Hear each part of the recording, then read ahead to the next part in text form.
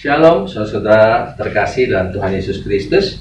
Hari ini kembali kita akan belajar dari Alkitab, yaitu dari kitab Ibrani bagian ke-2 dengan judul Binasa karena Murtad. Dan bahan bacaan kita terambil dari Ibrani 3 ayat 12-14, dilanjutkan ayat 17-19.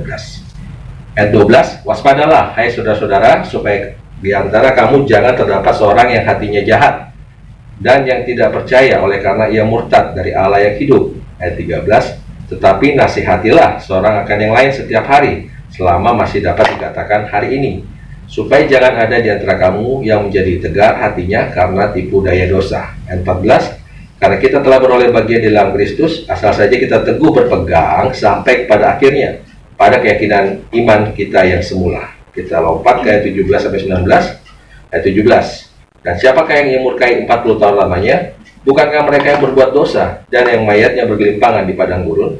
Ayat 18, dan siapakah yang telah ia sumpahi bahwa mereka tak akan masuk ke tempat perhentiannya? Bukankah mereka yang tidak taat? Ayat 19, demikianlah kita lihat bahwa mereka tidak dapat masuk oleh karena ketidakpercayaan mereka. Tugas kita sebagai hamba Tuhan harus selalu menasehati sesama umat Tuhan agar kita jangan murtad oleh karena apa? Tipu daya iblis. Jadi perjuangan kita di dunia ini selalu berhadapan dengan tipu daya iblis. Dan bagaimana tipu daya iblis itu bisa masuk ke manusia? Bisa melalui pengajaran juga ya guys.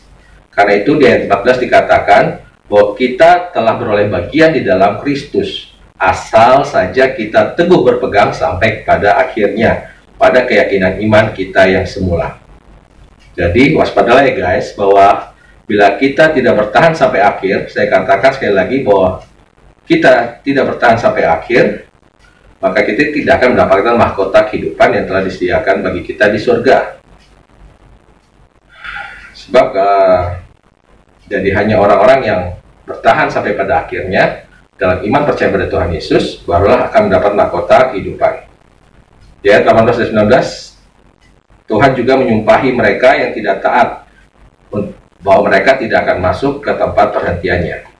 Waspadalah ya guys, karena penilaian kita adalah sampai akhir hidup kita. Jangan sampai kita memulai sesuatu di dalam roh, tetapi mengakhirinya di dalam daging. Demikianlah firman Tuhan hari ini. Terima kasih sudah menonton dan Tuhan Yesus memberkati.